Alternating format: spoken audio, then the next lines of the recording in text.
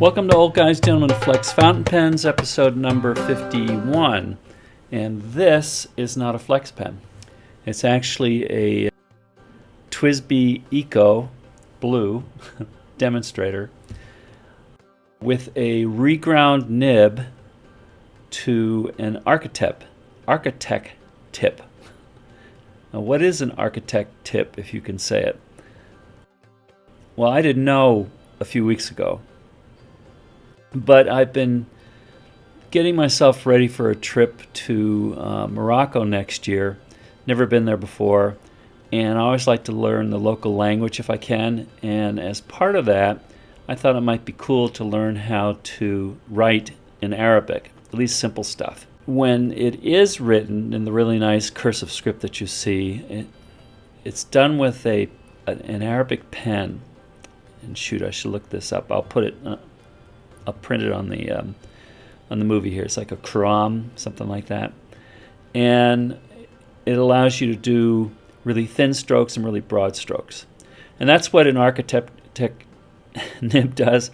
I did some research on the internet, and they said that architect nibs are the best for practicing Arabic writing.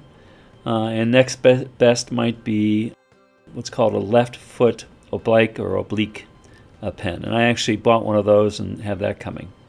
I got this one at FPNIBS, and let's see what an architect nib actually looks like. There you can see the grind on there. When you do cross strokes, you get a really broad line, but when you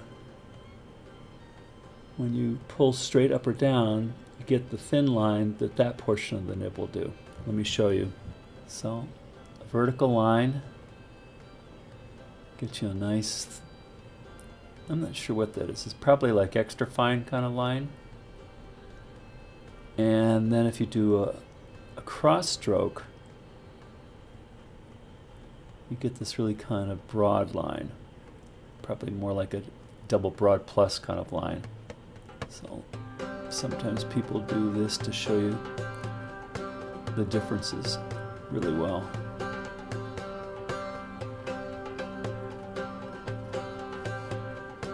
So where that helps you in Arabic, for instance, there is a character for the L sound that looks something like this. It's got a long thin line like that, and then it kind of cross over like this with a broad line, and then up like this with kind of a little cross up here.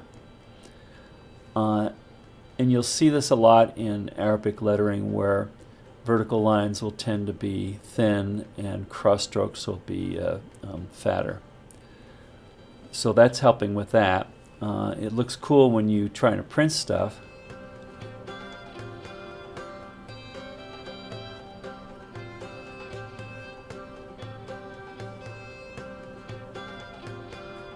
And the other thing I noticed that's kind of cool with this, if I just do regular cursive,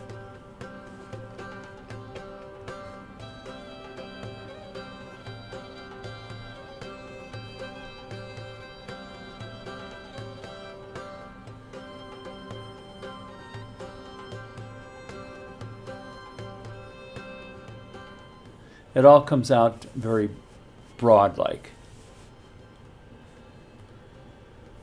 And some people are big fans of that. I'm not particularly, but it doesn't have to be like that. So if I'm doing some of my Arabic testing over here, and when I want to do some cursive, all I have to do is, instead of writing at my normal angle, is I just bring it up. So I'll show you here.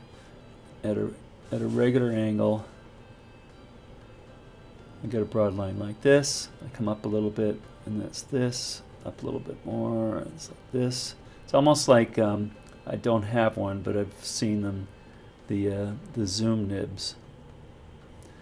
So you can get, you know, double broad plus to, you know, extra fine, which is what you would normally get with a flex pen.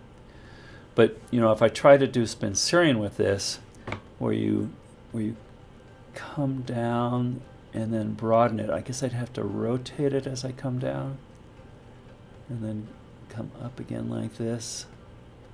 I don't think I can really do it.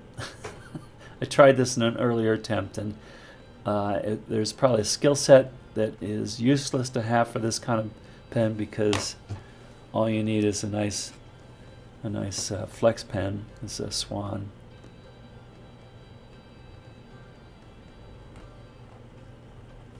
Where you can get the broad without changing the angle of the pen. So to demonstrate that, if I was writing, all I have to do is write up a little bit higher.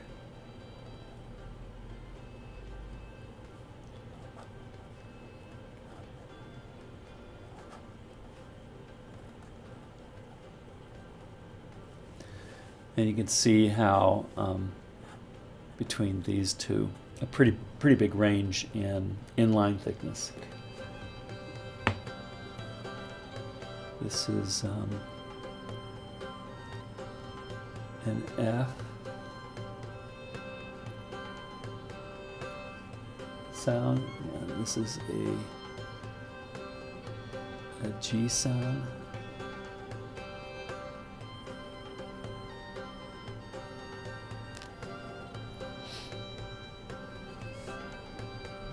And an H sound.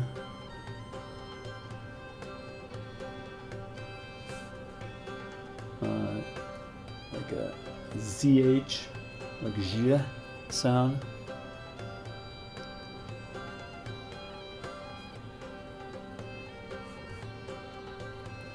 Let's see, M.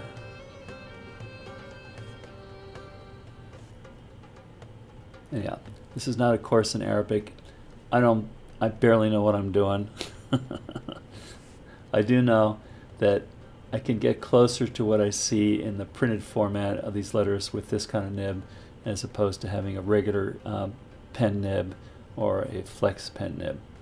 And we'll see what it's like when I do cursive. So hope you got some value out of that. It's kind of a interesting pen. I've been carrying it around for just normal note-taking. Raising the angle to get the thin lines definitely works, but I wouldn't want to be writing a lot like that.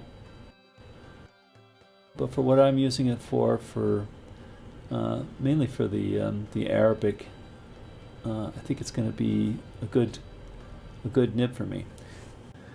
And besides that, I kind of like the